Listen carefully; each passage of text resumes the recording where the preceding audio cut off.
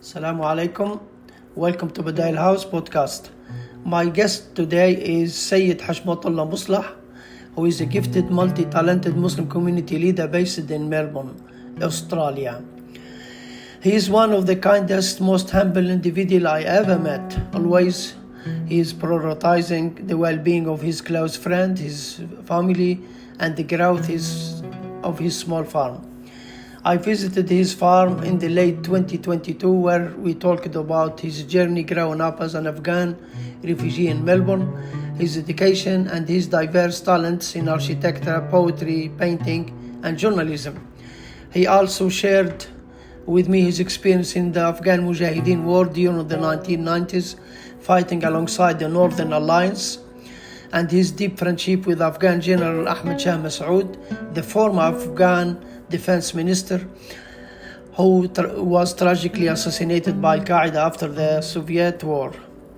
In addition to his military involvement, Sayed Hashmatullah spent 20 years as a war correspondent and journalist with Jazeera. He later returned to Australia, settling in his peaceful farm just an hour drive from Melbourne CBD, where he now lives with his wife, children, and flock of cows, goats, and sheep.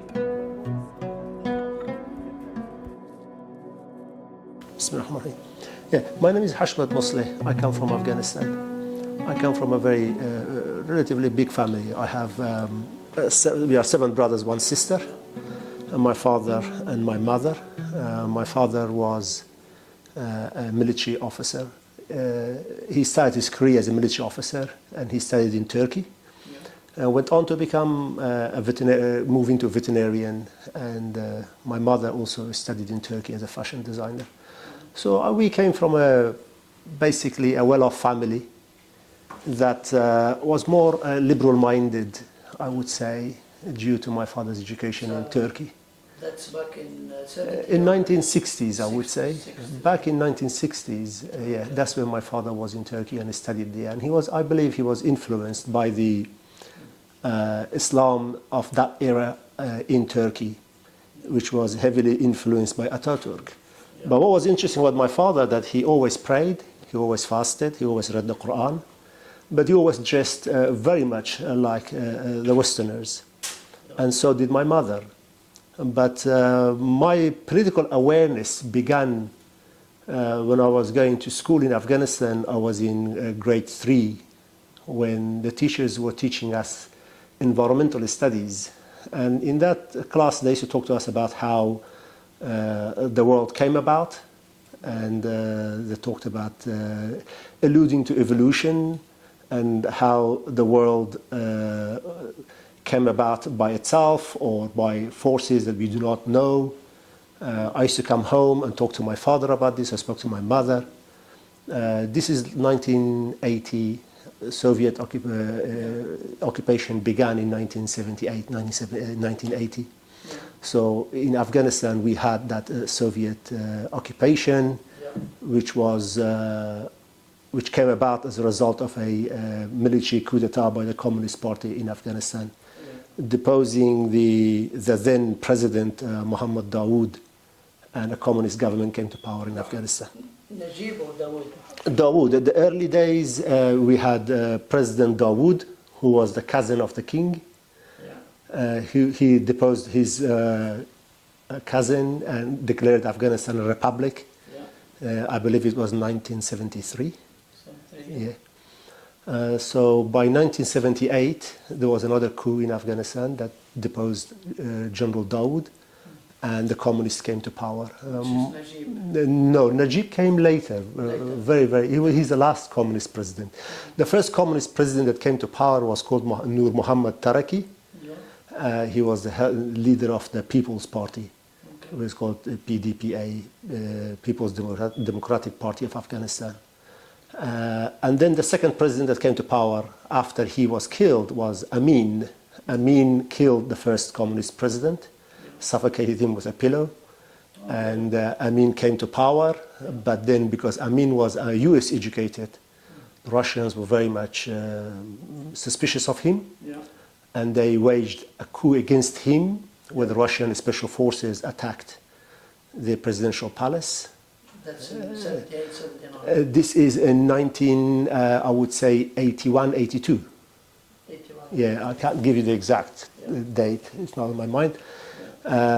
Interesting enough, later on it was said that the KGB agent who was in charge of deposing Amin, his name was Putin.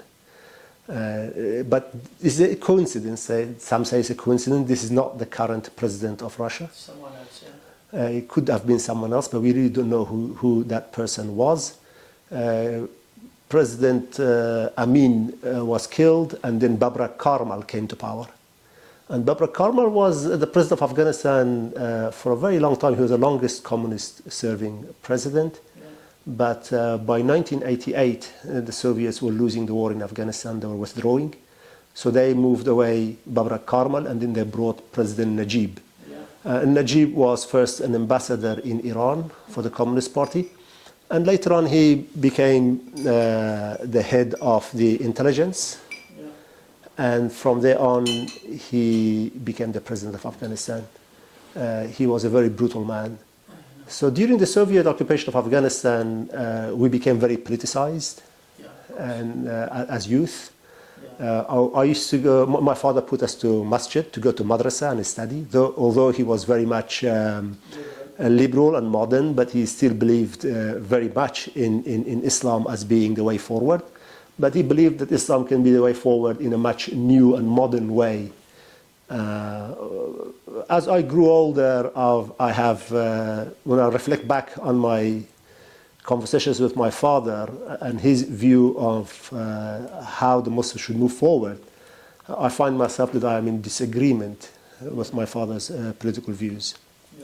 But among the 7 brothers, because when I was born, I was a very young, small, asthmatic child, so my father and mother gave me a lot of freedom. And I believe that somehow affected my life throughout till today, where I became the most outspoken, outgoing, and to some level the rebellious child. And I'm the one who went to Afghanistan during the war and did all other sorts of things in my life. Okay, so go back to how we came to Australia. So in 19, as I was telling you how at school they were teaching us about environmental studies and how the world came about, I discussed some of this with my mother, with my father, which was at odds with Islamic values. At that time, also my eldest brother, he went and joined the Mujahideen against the Soviet Union, occupation of Afghanistan. And my father was also helping the Mujahideen by helping them getting some of the four-wheel drives of the government. He used to stuff like send it to them and then tip them off that there is a car coming, you can take it. So my father was working also with the Mujahideen in an undercover way. Which section? In Herat City. We lived in Herat City, and that's where my father was. He was working in the government, but at the same time he was from within the government. He was also working with the resistance.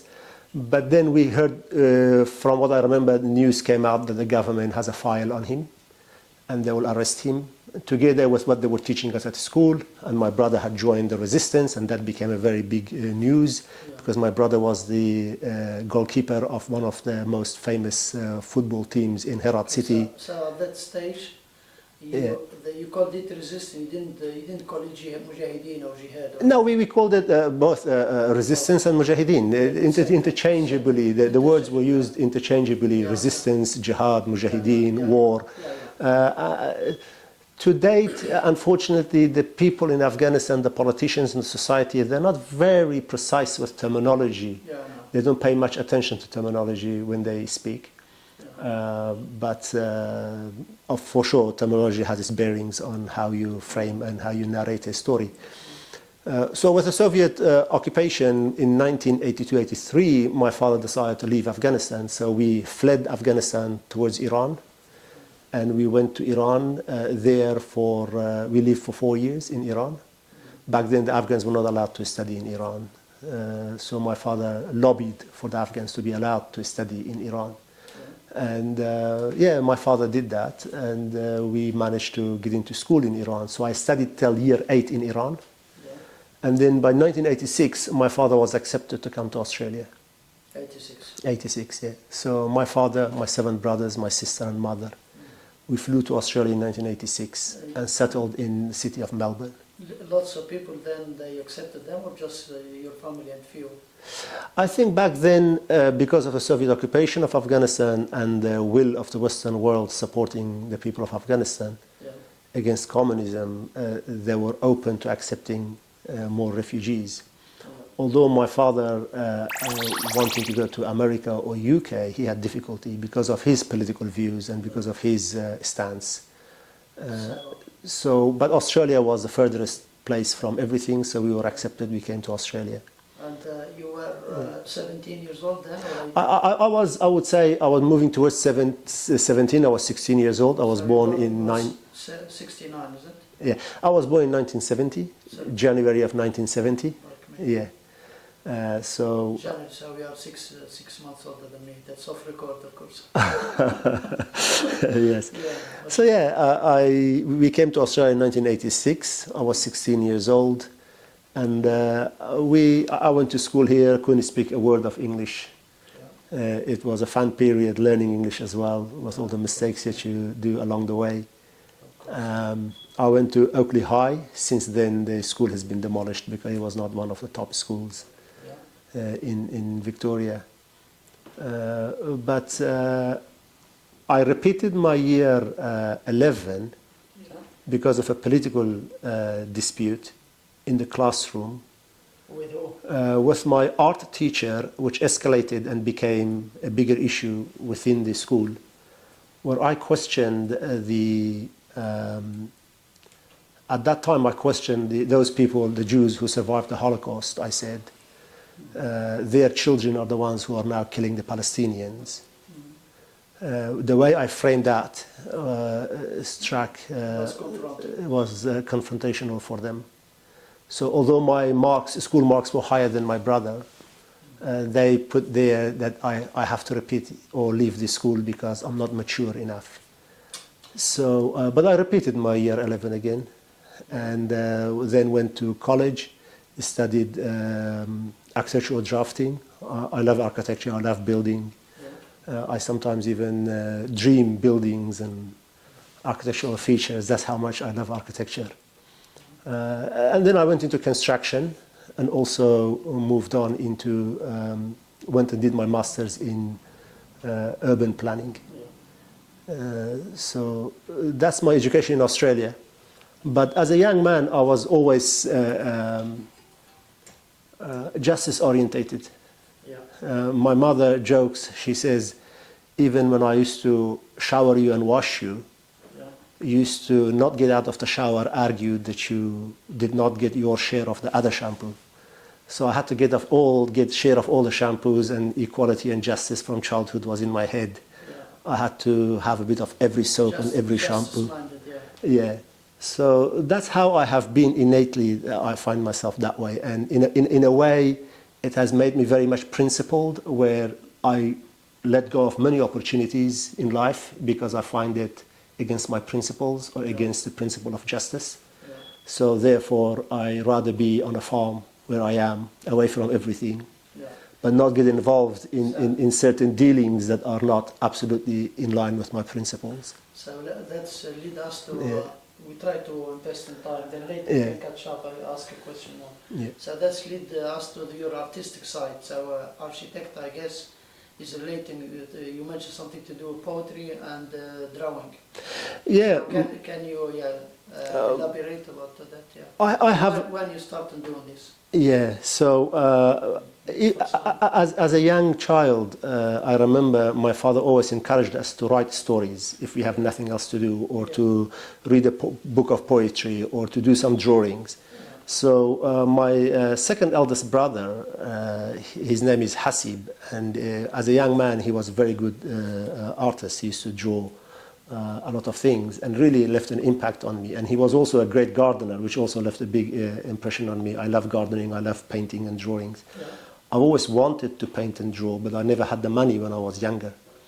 My painting really started after I joined Al Jazeera television, where I had some money to buy art equipment and I started painting. And stuff. Yeah, that was in, I would say, around 2002, 2003, that I seriously started painting. Yeah. Prior to that, I used to do drawings here and there at school. And but funny enough, I failed my art class.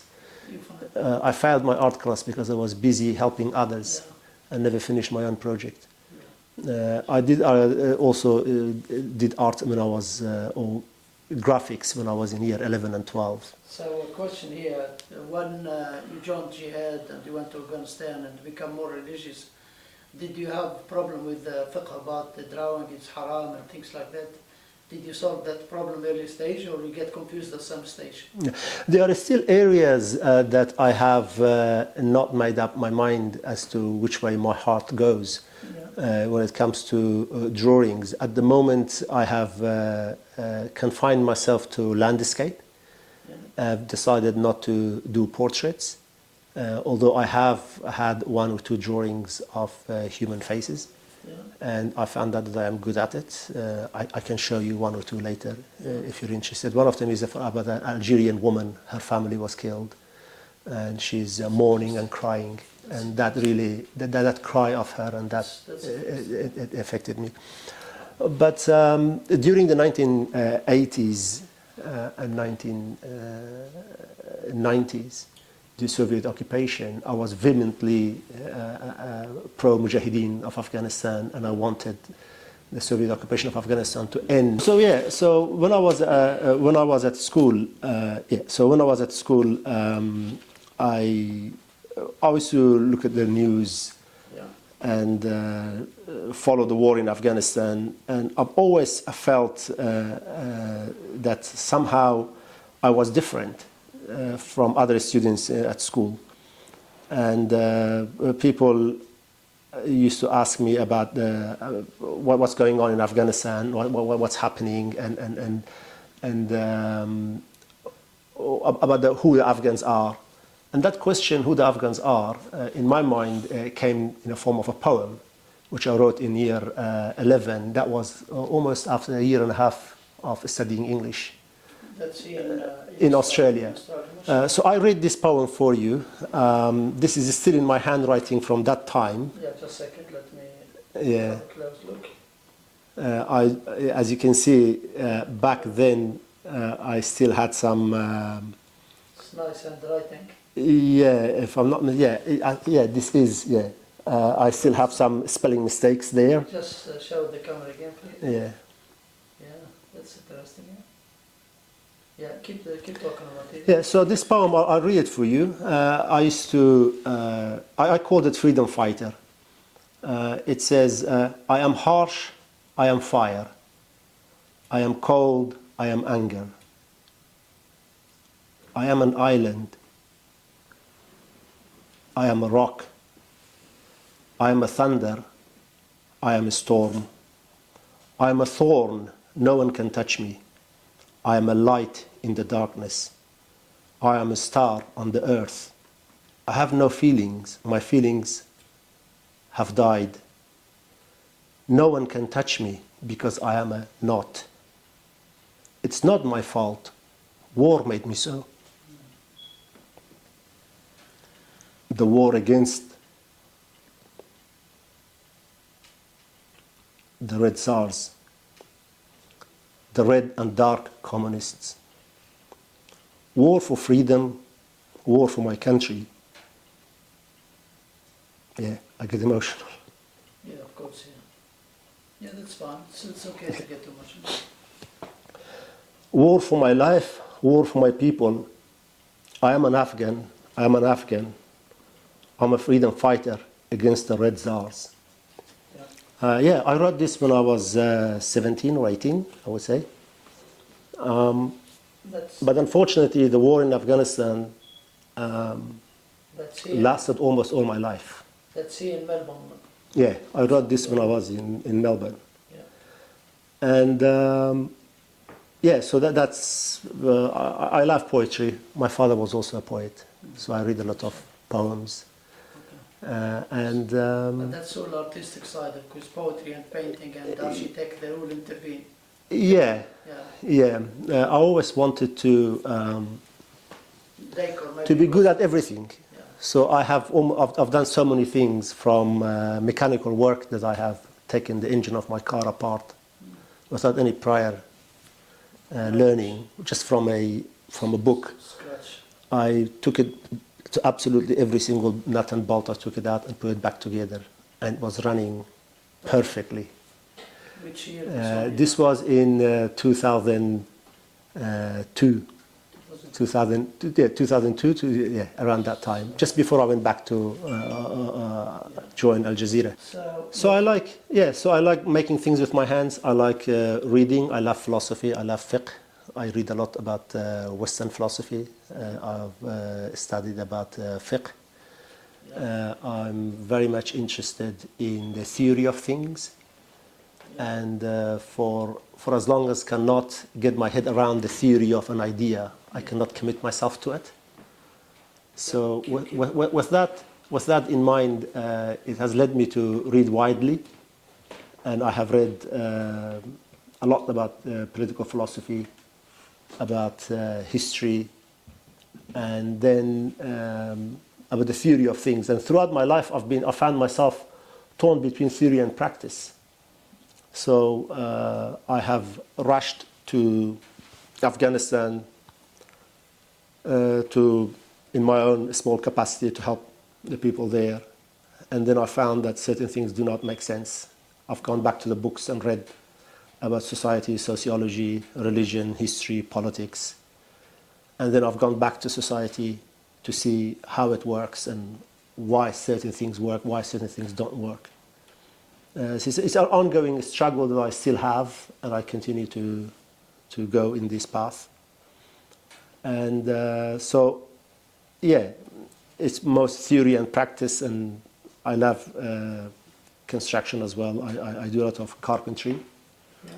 Yeah. A lot of the furniture around my house, you can see I have built them myself. Yeah. I've built that table there. I've built that one over there. That table there I have built. This one, no? Yes, these are the things I have built. And these are my paintings that I have done. Yeah, we'll take a small video. Yeah, when I went... So let's now go to the most main part is Afghanistan. So tell us step by step. Yeah. So my involvement in Afghanistan, because if I remember, I go back, I remember that in the local mosque that we used to go to in Afghanistan, the communist government used to come in and they put these posters of pro-communist posters on the walls. My brother and I, we used to go there at night time and rip them off. Yeah. Even back then I was 11 years old and my brother was 13 or 14. So we, as a child in our imagination, we were part of jihad, we were part of resistance. Yeah. And when we went to Iran, we found out that, the Iranians are Shia and we are Sunni. And we found this concept of othering, that we are the other and they are the other, and that we are different. Another division in between two countries. Two sects. Yeah. And then when I came to Australia, my father used to go to a Christian organization, and every year he used to read for them about Islam, read Quran to them and talk to them about Islam. Yeah. And then they invited me also, especially after one of their top members read this poem that I read for you. So he invited me to their gatherings. And I used to go to their gatherings and they used to sit together in a circle and play with a guitar and read a song about Isa alayhi salam, Jesus, peace be upon him. Yeah. And they used to ask me questions about Islam, which also led me to read more about Islam. And here in Australia, I went to halaqas, gatherings, where I learned about Islam. Lessons, which I found out that they were predominantly organized or revolved around the political philosophies of Hassan al-Banna and Sayyid Qutb and Ikhwan al-Muslimin, Muslim Brotherhood in around the world.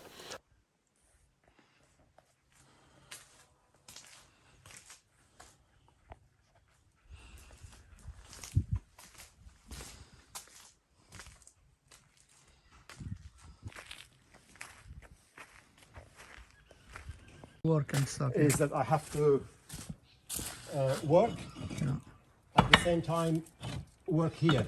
Yeah. So when I run out of money, I have to go at work. And when I have the money, I come and do the move my projects forward. Your kids, they don't help, or they're busy with their own life? My boys, they help every weekend. They're coming lately. And they are helping me with this. My youngest daughter, Mariam, she is one of the major pillars of this farm. MashaAllah. She helps a lot. I just have to get a trowel. Yeah. I'm running behind in so many projects, so I will accept to do this much. Usually we screed the ground properly. That's broken. In farm life, you have to do things a cheap way. It's not.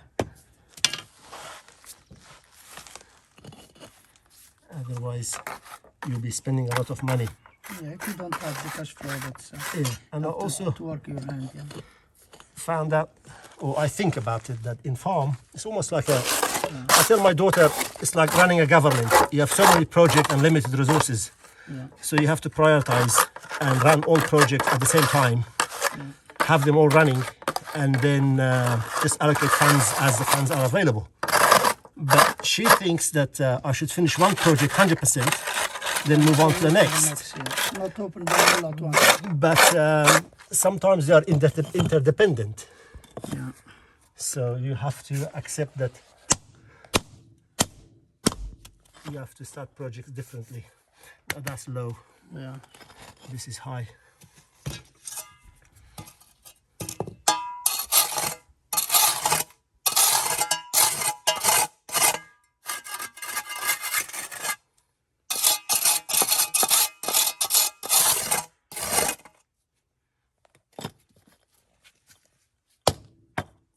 And besides, I joke, I say everything about this house, because this house was built in 1916. 1916. So 1916. it's very old. It's a very, very old house. Yeah. And you cannot find much straight in this house. Yeah. So I say to my daughter that if I were to build anything straight, it's going to stand out like a sore thumb. So we have to build things to match the house itself. That's right. Yeah. We cannot go on and building something so new. Because there's a character with the house. So in 1992, when the communist government collapsed, the government that came to power after such a long time was that the president was a Tajik, and that was not acceptable to many of the ethnic Pashtuns, and so they called it not Islamic enough, and they went into war.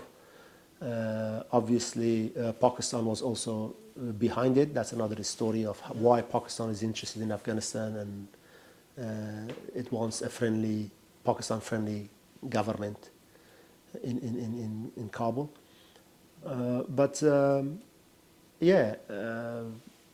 I don't identify as Afghan anymore, because I do not believe that any country should have an ethnic or racial name.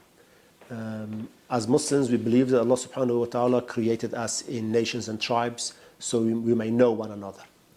So therefore, it is not right for myself to negate my ethnicity and change it. Also, Allah says in the Quran, do not call the children of other people to your name. So we should not be calling others or forcing others to negate their ethnicity, their heritage, and call themselves after our tribe or our ethnic group. The same problem exists in Turkey, for example, when you've got the Turks are asking the Kurds to identify as Turk, and they want to identify as Kurd because the name Turkey is an ethnic name.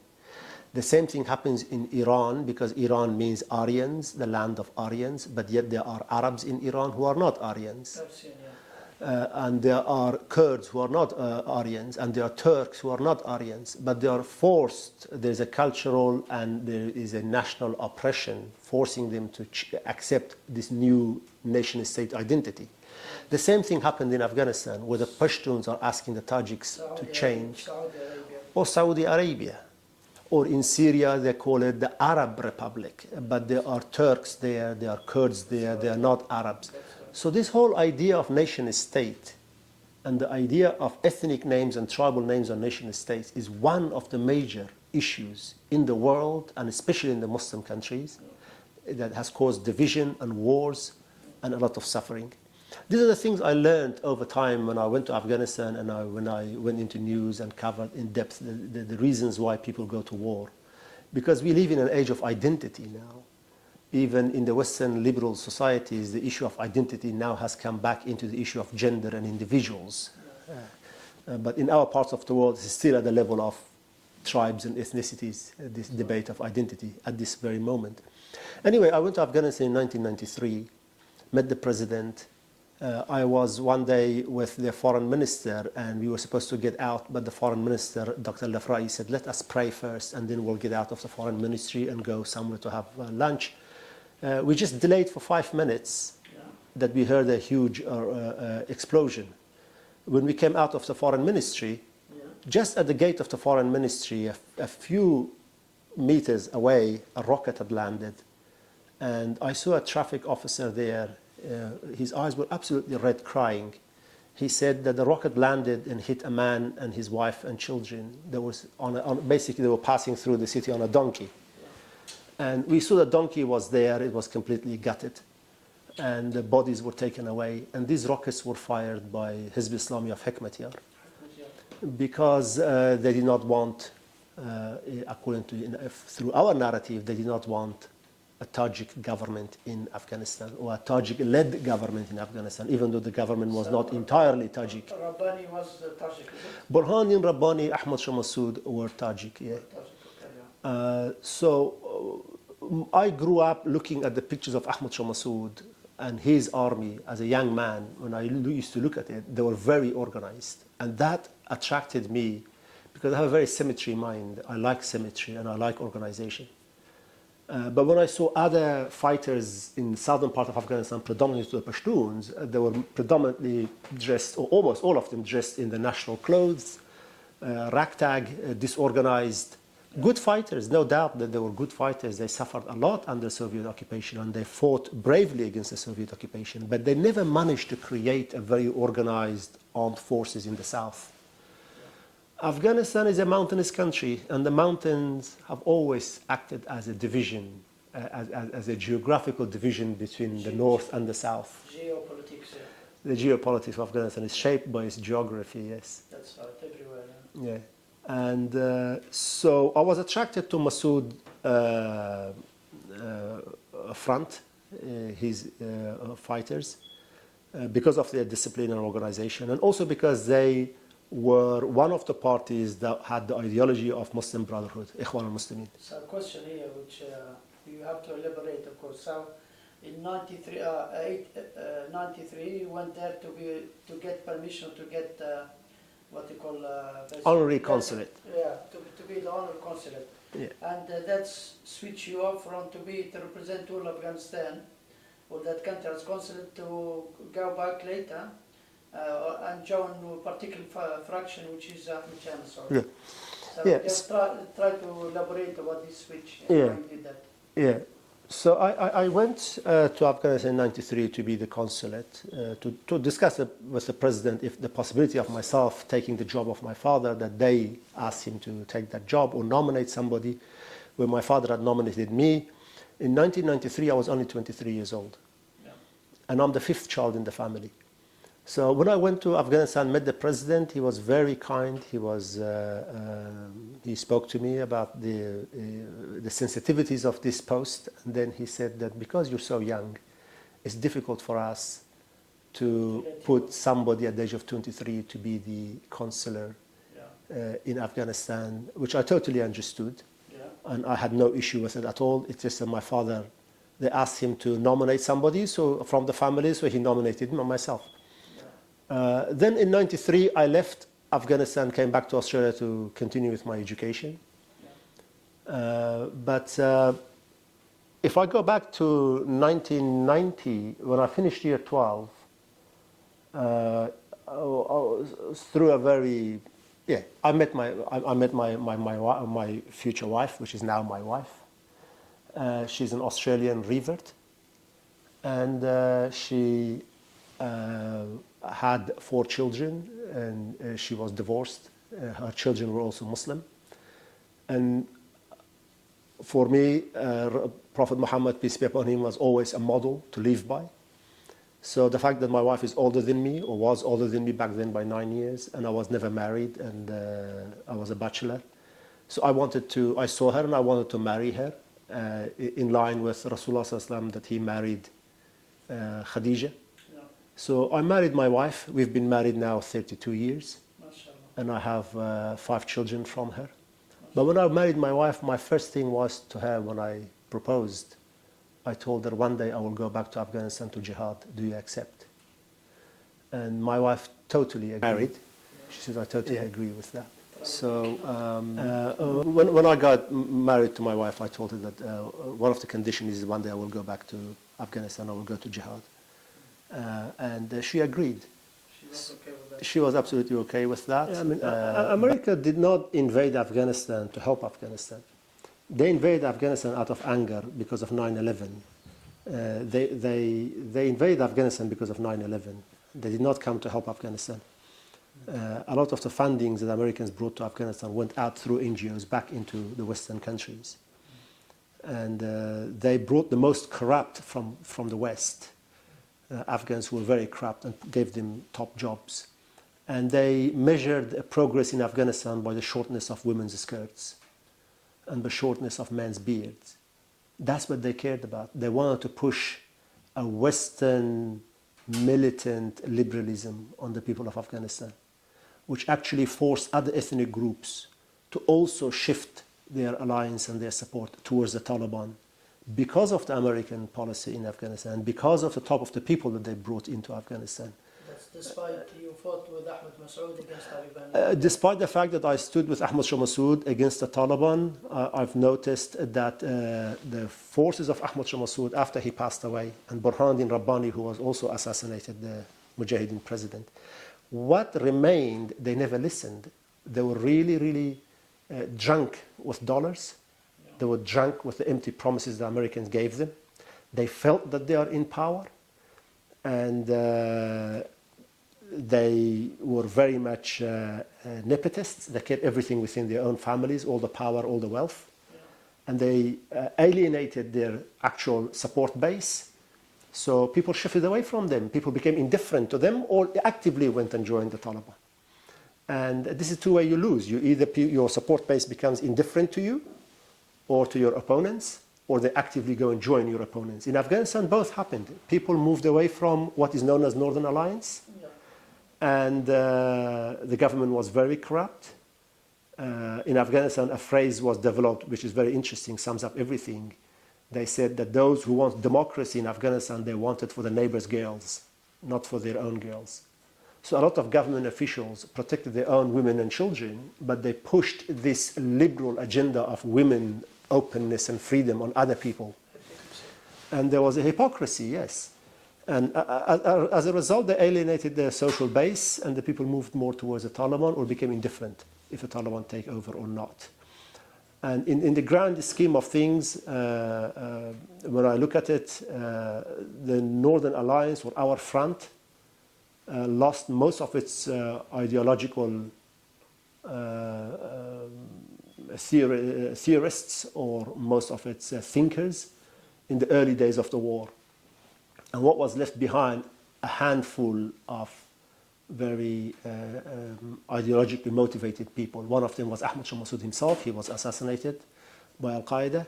And then Burhanuddin Rabbani, he was also assassinated by the Taliban during peace negotiations, which is, I don't know how you justify going to talk to somebody in the name of peace and then killing them. What upsets me when I look at the war in Afghanistan, almost all of the top political leaders that have been killed by the Taliban are Tajik.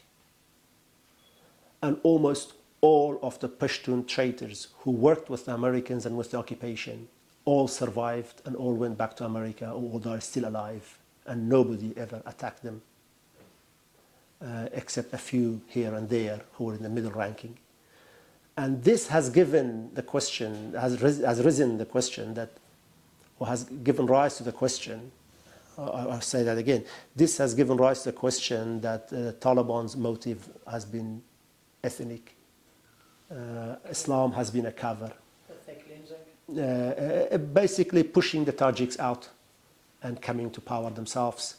If you look at the history of Afghanistan, we have Pashtuns in the north, who we call them Naqilin, which means the people who were transported there. Successive past Pashtun governments had a policy of creating settlements in the north, taking the best land and giving it to the Pashtuns. That's why you've got enclaves of Pashtuns in northern part of Afghanistan, and that's how the Taliban managed to find their way into the north actively. The Americans, when they came to power, they started calling the former Mujahideen, what was the Northern Alliance, warlords in the beginning, and they tried to delegitimize them. But at the same time, they worked with them. And unfortunately, the remnants or the leftovers of a Northern Alliance, they had no fight left in them. With Massoud gone, with a few other top middle-ranking commanders who were killed after Masoud, then there was no one left to actually fight. The Taliban, and supported by Pakistan, they followed, I believe they followed a policy that Israel follows in Palestine, killing the middle-ranking commanders, creating a gap between the supporters at the base and the leadership at the top by taking out the middle commanders. The Tajiks lost their middle commanders totally. Today, the fate of the Tajiks is left in the hand of those who are now with the Taliban, or those who are outside of Afghanistan, again lobbying for the Western support. But Western support doesn't come without. It doesn't come without Muslims compromising their faith, without compromising their beliefs. And that's why I oppose that approach of going back and knocking on the Western doors for support. I think the Tajiks must find a way to reach an agreement with the Taliban. Although I say the Taliban do have a Pashtun ethnic element within them, sometimes we could even say it influences the decisions of the leadership. But at the grassroots, there are people that you could deal with, you could talk to, who are well-intended, and they want a united Afghanistan. I hope for that we can achieve that one day. But overall, I'm pessimistic because now we have reached another level of a war in Afghanistan. The debate before the debate was shaped, should we have a kingdom or should we have a republic? We had a republic, then should it be communist or capitalist? We had a communist, it collapsed. Then we had a capitalist in the time of Hamid Karzai and Ghani, it collapsed. Now we are moving towards a state which is Imarat Islami of the Taliban. Now the next debate is, should it be an Imara or should it be a Khilafah? So the debate has moved on now. And I believe that the next war in Afghanistan is between those who support the Khilafah and those who support an Islamic Imara which is confined to national boundaries with Taliban in control. Yeah, so this is the painting of 9/11. Yeah. Why I painted it is because it's one of the major historical events in the history of the Western world and the Muslims. Yeah. It's a very gloomy, as you can see, I've put no color in it at all. Yeah. And nothing but the city under dust and and the smoke. One American guy, when he saw this on my Flickr account, he was very offended that why would I paint the event of 9/11? Yeah. But throughout history, many events have been painted that other people are offended.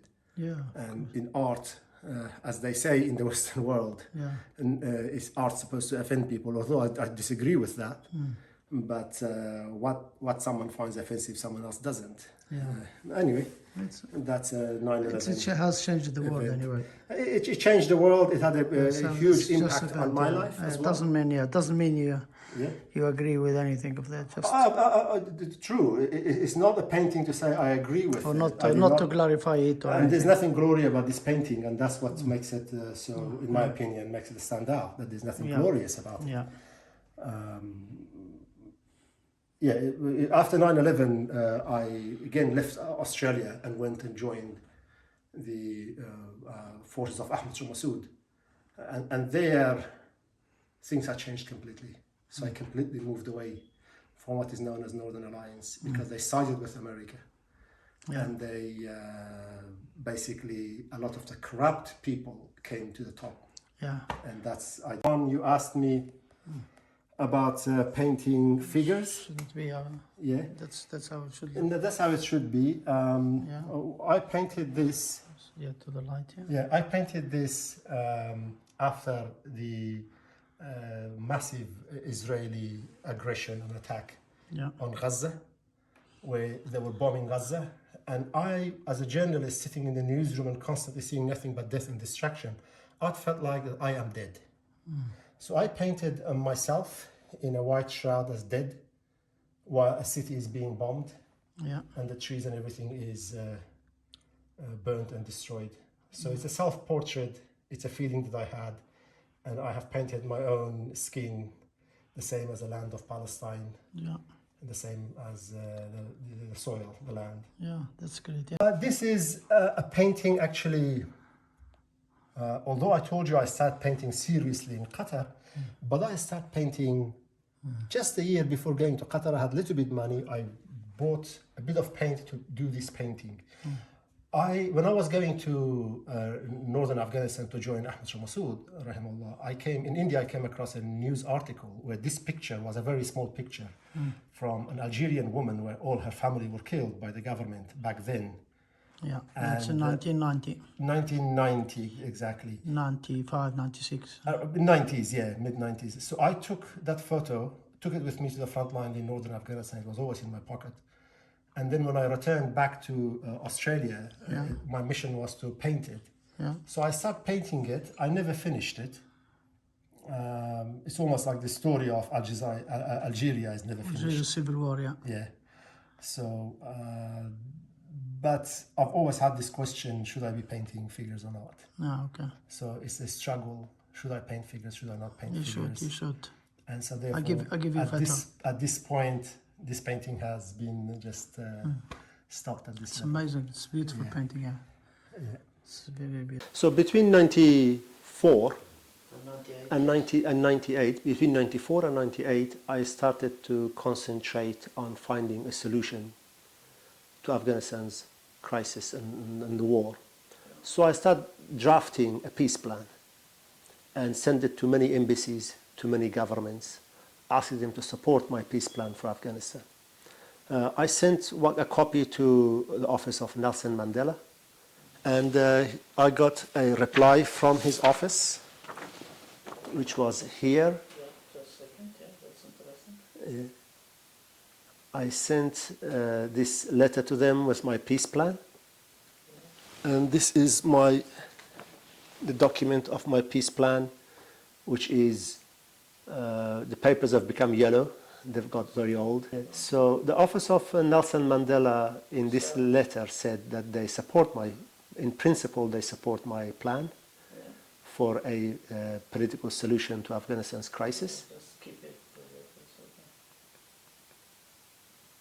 And I also sent it to the Australian ambassador to United Nations, Miss Penny Winsley. She also wrote this reply to me, saying that we support this plan and we will table it at the next working session on Afghanistan as a possibility. So I start campaigning. That's in January 98 as well. 98, yes. So with this peace plan in mind, I sent a copy of my peace plan to Rawan Farhadi. Back then he was the representative of the Mujahideen government in United Nations, and I had a phone conversation with him And he very much supported my plan, and he said that we approve of this plan. Should the Taliban agree, should other warring parties agree, we accept this peace plan. Yeah, okay, that's interesting. Yes. And then I try to meet a very old career diplomat in Australia. I remember his name just by Griffin. I have forgotten his other name. Griffin. I met him the moment he saw me, and he said, who wrote this peace plan? I said, I have written this peace plan. He started shaking his head. He said, your peace plan will not fly. I told him why. He says, I was expecting a career diplomat to come and see me, not a young boy. How old are you? I said, I'm 28 years old. He said, no, you're too young to write such a plan. You need a man with white hair to sponsor your plan. Because diplomats are, he said, are very... Skeptical. Diplomats are very jealous, skeptical, and arrogant. They don't want to be told what to do by a young man. By a young man, that's Yeah. right, yeah. So, He also told me something very interesting. I started to complain about America to him, saying that the Americans apparently are supporting the Taliban, because that was our belief in the early days when the Taliban came about in 1994. The Americans were not hostile to the Taliban. yeah. And Mr. Griffin told me, in diplomacy, you do not complain. Okay, You so, come forward with solutions. yeah. You offer solution, not Yeah, he said, you offer solutions. And then he said to me, if I were to give you one lesson about America, through my experience is this. He said, America is like a rabbit that you don't know from which hole its head will come out. Okay. Don't assume on America on anything. American policy can switch overnight if their interest switches. If they find their interest in another group, they will shift. That really stayed with me, that advice. So I took my peace plan, and one day I came home from university to see that my furniture is not in the house. In fact, it was not my furniture. It was a furniture when I married, my wife had bought it. And she loved that furniture. It was a black leather furniture. She had sold them. And she came to me with a ticket. She says, I sold the furniture, I bought you a ticket. You always wanted to go to Afghanistan. You always talked about jihad, helping your people. Here's a ticket. Go see Ahmed Shah Massoud. Go see Burhanuddin Rabbani, the president. Which year? And this is 1999. 99. Yeah. But by 1999, the Mujahideen government was deposed and the Taliban had captured Kabul. And the Mujahideen government was referred to as a Northern Alliance. Yeah. And Massoud's forces had retreated to the northern part of Kabul, to Panjshir Valley and Shamali Plains, and they controlled some 10 to 15% of the country in the north. So in 1999, I flew out of Australia, and I went to Afghanistan from India to Kazakhstan. Sorry, from India, I flew to Turkmenistan. I flew from India to Turkmenistan, and via road, I went all the way to Tajikistan. And in Tajikistan, I had the address of the Afghan embassy. I had no knowledge of anything about who is who. I had no idea who I'm going to meet. It was just a blind trip towards that front line. And I had the address of the embassy, and a taxi driver took me to an embassy. I walked in there. I walked up the stairs. I remember a European man came down.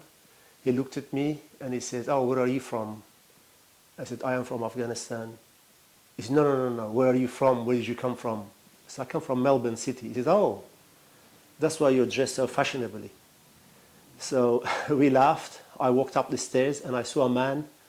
Back then he was known as Dhabit Registani. He's known as Saleh Registani. He was one of the right hand of Ahmed Shah Massoud, who is still alive. And he is part of the new resistance against the Taliban. I met him. He was very casual in meeting me. I handed over to him a letter that I had. I said, I'm looking for Registani. He said, I am Registani. I gave him the letter. He opened the letter. who was from a gentleman in Australia. His name is Mahmoud Sayqal, who has been very active in support of the Afghan Mujahideen. And later, during the time of Hamid Karzai, he became Afghanistan's ambassador to United Nations. He looked at the letter. He says, yes, you can have a sit. I sat there. And then I saw another young man came up the stairs. He was very volatile, almost like his attention disorder. He came up, started talking to Saleh, and then said, we have to fly. And Zabit Registani, or Saleh Registani, said, oh, take him with you. He said, go with him. I picked up my bags, sat in a car, and the car started driving towards outside of the city. And we went to an airfield. There was a helicopter, a military helicopter. They said, jump in. I jumped into the helicopter. On the way to the airport, this young man asked me, what is your expertise? Is it tank or artillery? I told him, excuse me. He says, what are you? Are you a technician for tanks or technician for artillery? I said, for neither. Then he pulled back, looked at me and said, where are you from? I said, oh, I'm from Afghanistan. He said, oh, so you came from the West? I told him, yes. He says, no. We will not allow you to come from the West and dictate to us how to fight our war. We will free Afghanistan and we will rule Afghanistan. I told him I did not come here to take anyone's position. I've come here to say, may you not be tired. I came here to give you, to share your pain and just be a help for you. This man later on turned out to become the head of Afghanistan's intelligence. And later on he became the, what do you call, the second man of the president. I just lost the word for it.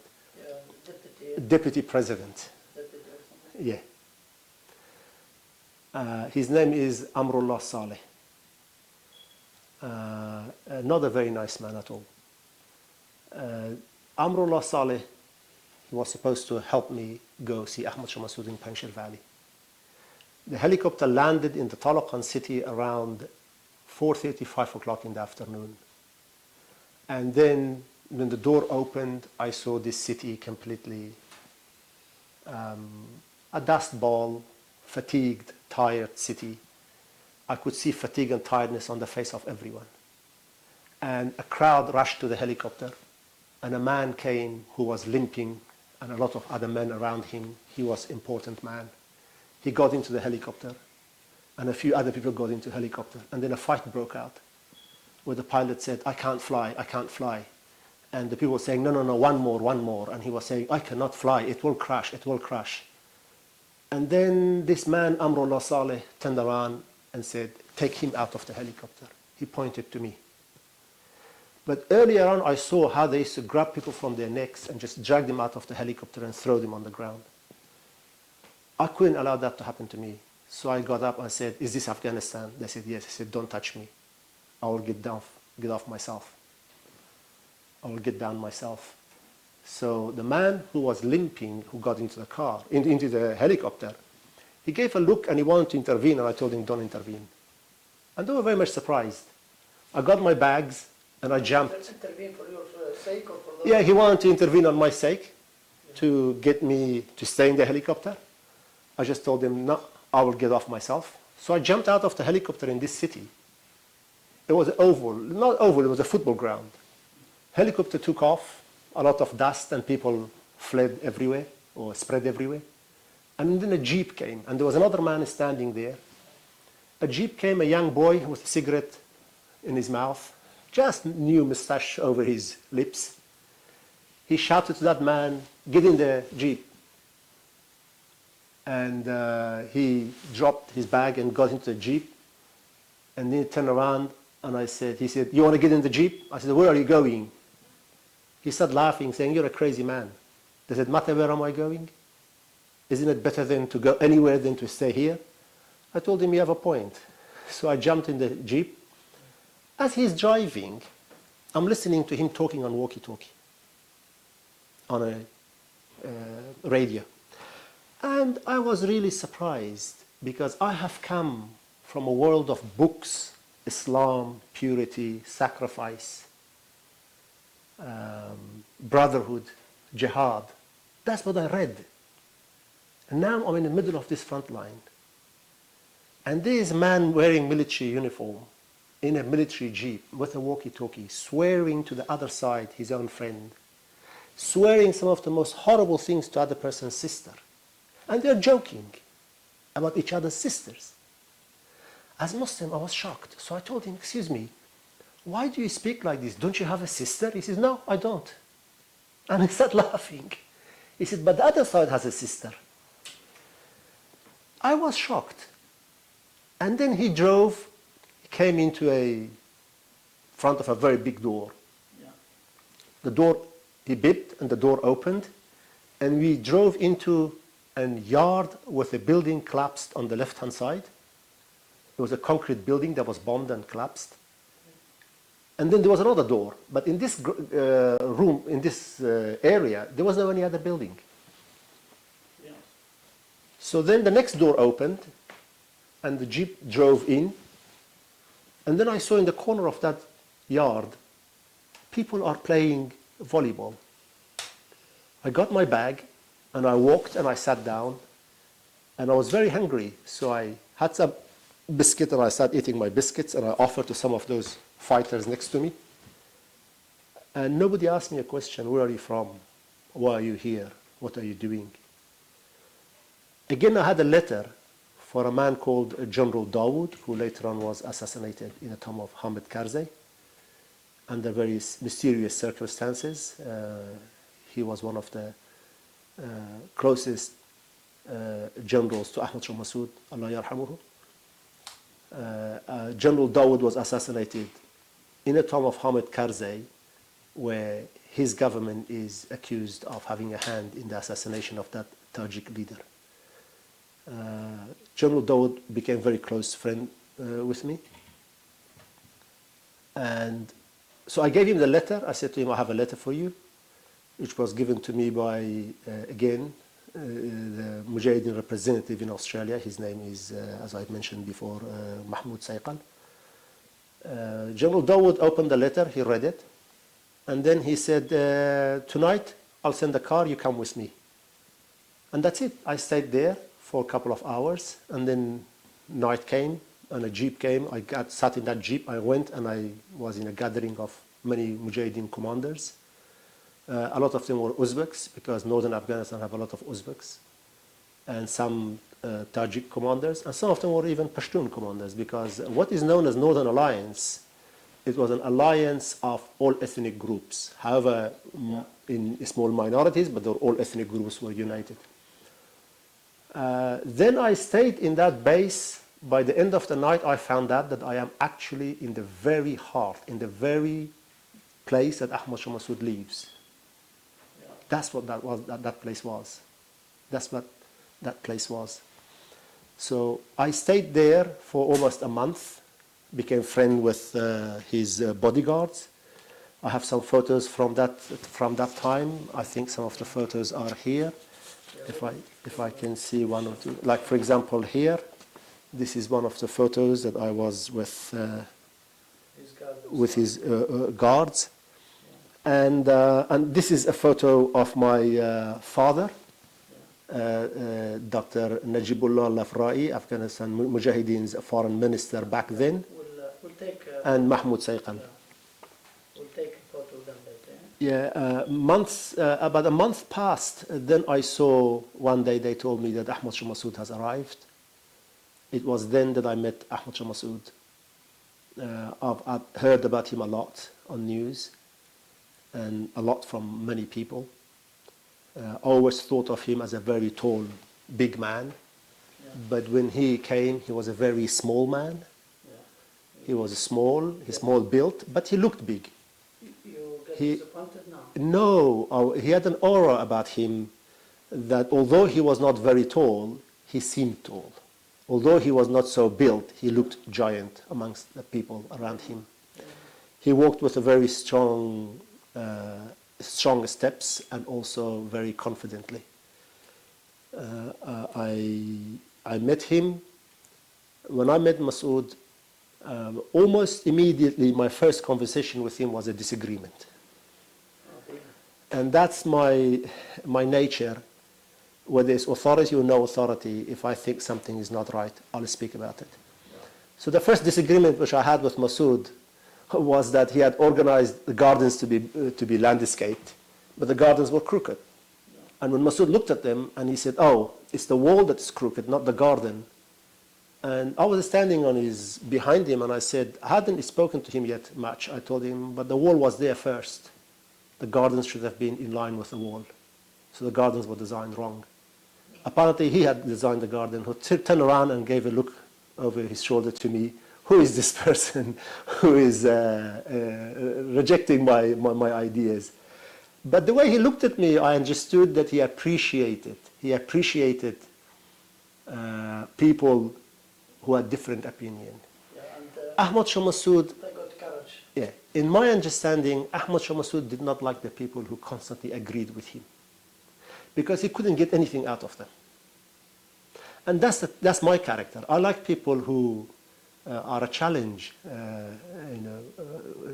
Philosophically, they are a challenge, and you can talk to them, and they can spar with you and develop new ideas. That's where new ideas are. The development of new ideas are between the clashes. The two sides are clash. That's where the new idea emerge. So I met Masoud there. We spoke, even though Ahmed Shah Massoud thought that I was a Chechnyan because of my looks. He asked me, are you from Chechnya? I said, no. He asked me, are you an Arab? I said, no, I'm not an Arab. I am from Afghanistan. I gave him my background. And immediately he took on. He took to me, and we became friends. And he said to me, what brings you here? I told him that since childhood I wanted to see him. And I've always wanted to be part of the struggle of the jihad in Afghanistan. And I have a peace plan. And I told him about the story of my peace plan. And he said that when we go to another base, I would like to see it. And a few weeks later, a helicopter came and he told me, let's fly and let's go. So we went to this base in Farhar province. It's called Chaman Khuzde. There, one night he called me into his small room that he had. It was about 2.5 meters by 3 meters room, very small room. I sat there with him and I gave him my peace plan. He read it very attentively, shook his head, and he said, we'll talk tomorrow. The following day, another group of people came to meet him. They also had a peace plan, apparently. And he joked and he said to other gentlemen, who's now deceased, he told him that your peace plan needs to be written with a green pen. With what? With a green pen. It's not green enough. It's not green enough, yeah. Yeah, he joked. Because apparently parts of it was written in green pen and parts of it was written in blue pen. But then he told me that what you have in your peace plan, if the Taliban agree, we totally agree. Okay. My peace plan was to maintain status quo, everyone hold the territory that they have. Let's go towards elections, and whoever wins the majority will then lead the government in the future. That's the summary of what I was proposing, to keep the status quo and keep the position, and to create a contact group and to create a constitutional committee from all parties that would work towards the constitution. When I was young, I believed in constitution, I believed in democracy, I believed in elections, and I believed in the existing political order in the world, that you could work with it. Yeah. However, my experience now is different. My position is different. I have moved away from the concept of nation state. I believe it is not going to work for the Muslim countries. And I no longer believe in democracy as has been portrayed in the Western world. I don't think elections could also solve the problem of the Muslim world. And so it's a longer story to go into. My political position now is that the solution to the Muslim world is direct khilafah. The Muslims should move towards the creation of a khilafah. Khilafah will not be perfect, but I always say, can you reform a khilafah that you don't have? You can't. Can you reform any government that you don't have? You cannot. You will always have to start with something. Over time, it will develop. So this idea that the first Muslim government must be perfect from the beginning is not correct. It will never happen. Government or the art of governance is the art of experience, and experience change according to situations. And we should allow for that. People should have the right intention, and with the right intention, you move forward to create a system and give it time for it to develop. And I believe the first or the best system is a system of a khilafah for the Muslim world. How to go about it is another issue. So I've moved away in my political thoughts from nation state and from democracy and elections. But back then, I did support that. And later on, I was told by an American academic diplomat, Rubin, I have forgotten his, Robert, I know his surname Rubin. Rubin once told me that actually my peace plan was given to him by Ahmed Shah Massoud's brother. And part of the system of governance was a system of conflict resolution that came about as a result of Bonn Agreement when the Americans came into Afghanistan were copied from that plan, which was very So as I was interesting saying, to me. I met Masoud in northern Afghanistan and we became friends instantly. I gave him my peace plan. He told me that he agrees if the Taliban and other warring sides agree with this peace plan. But then I also, because I went to join him, I joined him in the military trainings that he gave to a lot of the fighters there. I hurt my shoulder, so I did not take part in any of the fighting myself, but I was with him in the front line during that war, where I saw the actual fighting that was going on. One of those days I was in Taliban city when the Taliban bombed the city, and it was by a jet fighter. And as a result, I got a shock, and now when I get tired, my right hand starts to shake. As a result, ever since that it started. PTSD or just? I don't know. I mean, I'm not going to diagnose myself with PTSD, but although I do have a lot of nightmares because of times that I was in Afghanistan. From what I saw, I saw very little compared to many of the fighters who were in the front line, many people who were under the rocket bombardments. But then, after when I joined Al Jazeera, and I worked with Al Jazeera, I was the first journalist to manage to get into the Taliban lines. Taliban never knew who I was. And I worked with them as a journalist in a very honest way, covered the war in Afghanistan. And during that time, I saw a lot of death and destruction, a lot of blood, especially in terms of those bombings in the cities, the suicide bombings. The Taliban call it martyrdom bombings. And also the American bombings of villages that I have filmed. There was very vicious bombings in some villages. And also the war that we covered from Gaza, when the Israelis bomb Gaza every day in the newsroom, you get a lot of images coming through. And then the war of Iraq, that a lot of images was coming through, and we used to look at them. I worked as a cameraman in Afghanistan, as an editor, as well as I used to operate the SNG for a short time. And I used to travel throughout Afghanistan a lot. I have traveled almost 22 to 24 provinces out of the 34 provinces. All to work as cameraman to work as cameraman for Al Jazeera. I've produced, I've shot a number of documentaries and long-term shows for Al Jazeera, and I shot half and produced one documentary called Afghanistan, the Land of War, in Arabic, Afghanistan, Ardul Harb. You can find that on YouTube. So during this period, when you see a lot of bombing, it does affect you, and that's why I did that painting of myself where I felt like I am in a newsroom but I'm dying. And unfortunately, there isn't much help for the journalists who go through these events and cover the war and destructions and a lot of killings. While I worked as a journalist, I realized that what you see on television is not the whole truth. It is an edited version of the truth. It is someone's narrative. The cameraman has his narrative. He takes shots. Yeah. And then the person who edits out of those shots their narrative, and then the person who lay a story to it or write to it, they write their narrative. So by the time what you get on television, it has gone through a number of processes that the truth has been to some extent altered and changed, and in some cases completely changed from the reality, especially when you look at what's going on in Palestine. Or in the Muslim world, where there's always atrocities committed. And did you not, when you worked at Al Jazeera, did you not particular editorial policy like to direct you to a particular narrative? In Al Jazeera, in every news organization, there's a silent direction to a particular narrative. Yeah. The way unspoken. there are unspoken rules. The way in journalism journalists are directed to a particular narrative is by roadblocks, not by directly saying go there.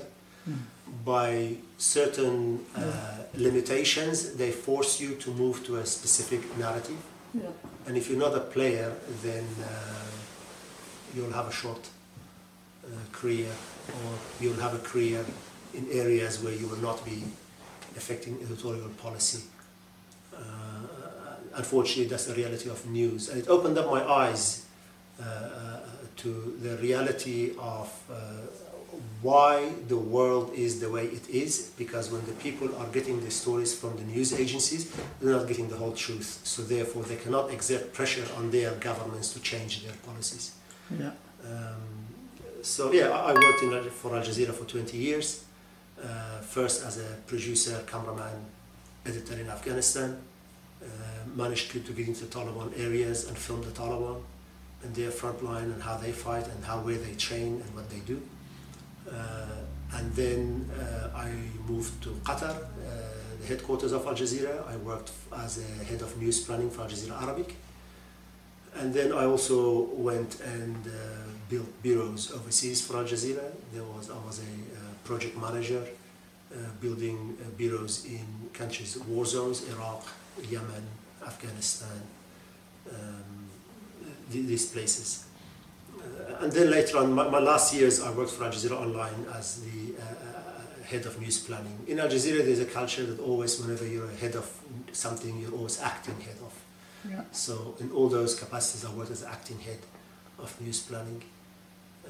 In 2000 changed, especially Al Jazeera English has changed from the early days till today. Yeah. There's a lot of pressure on Qatar, there's a lot of pressure on Al Jazeera to change. Yeah, that's right. Yeah. And my generation, I call the early first generations of Al Jazeera, although Al Jazeera started in 96, I joined in the year 2001, 2002. These were the Muslims who came out of broken countries, failed states, Muslims who were very politically aware and politically orientated towards the cause of the Muslims. But as generation changed, and nowadays we have a lot of young Muslims coming into news organizations who are the Twitter and Instagram generation, small attention span, and they accept the existing order of the world, the existing political system of the globe. They accept it, and they want to work within that.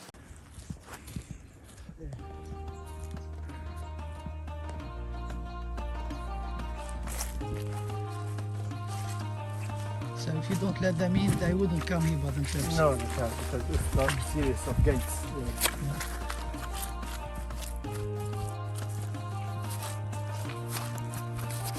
I come here to get wood for the So you had these animals just since you started the farm. You bought the farm. Yes, it's my Not first before. time going into being shepherd, and I'm learning a lot. I'm So learning. You never done that before. I've never done. I've heard about Muslim in Islamic history about how all the prophets were shepherds. Yeah, no, I know that. Now- I mean, yourself first For experience. myself, now I know why all the prophets were shepherds. You know, Because when you look of after leadership, animals- because of leadership. It's leadership and kindness. Kindness to a flock that Kindness. doesn't understand. Okay. And the major issues, I think, as many others have thought, is that in the Muslim world is the issue of fahm or understanding.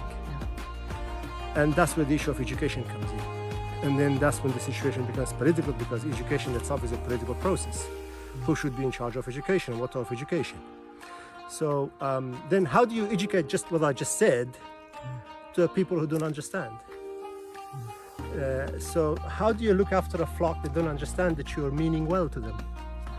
Sometimes this sheep in the early days, I noticed that when I'm calling them, they would come to me, then they would run too fast, and they would hit the gate or they would hit the tree. Here. But now they share the land. Our neighbor allows us to put our cows on the land because they eat the grass and stop or help them by not cutting.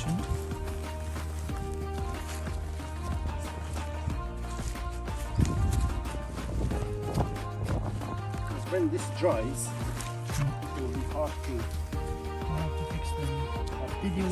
Did you drive your truck here? Or what? I drove my truck to get some wood from over there, and then that's that. Too wet.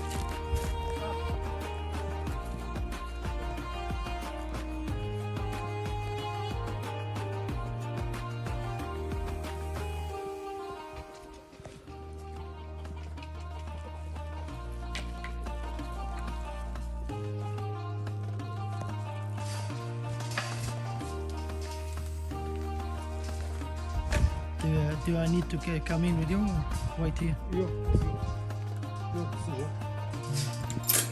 Are they just the sheep or the cows as well? They're sheep. We've put the cows in the field across to the neighbor place because I don't have enough grass here.